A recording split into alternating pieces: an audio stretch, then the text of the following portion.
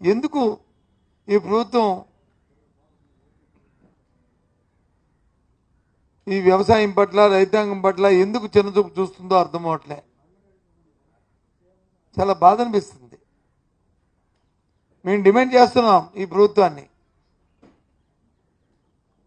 మీరు అట్టాసంగా చెప్పారు కదా, నేను ఢిల్లీకి వెళ్ళాను, మీ మద్దతు ధర తీసుకొచ్చాం, మిర్చిని వచ్చి కొంటున్నాం, ఎప్పుడు కనీవిని జరగనట్టుగా మేము వచ్చి కేంద్రాన్ని ఒప్పించాం అని చెప్పారు కదా. మా నాయకుడు జగన్మోహన్ రెడ్డి గారు నిత్యాడికి వెళ్ళి రైతుల కష్టాలు తీసుకుంటున్న నేపథ్యంలో 11,700 రూపాయలని మద్దతు ధరని పెట్టి ఆ ధరకు ఒకాలి కానీ ఎవరైనా తక్కువకు అమ్మితే మార్కెట్ ఇంటర్వెన్షన్ చేసి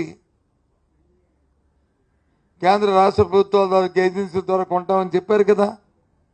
చెప్పండి, వాటికి 1 కేజీ అని కొన్నారా మీరు? 1 కిలో అంటే 1 కిలో కొన్నారా?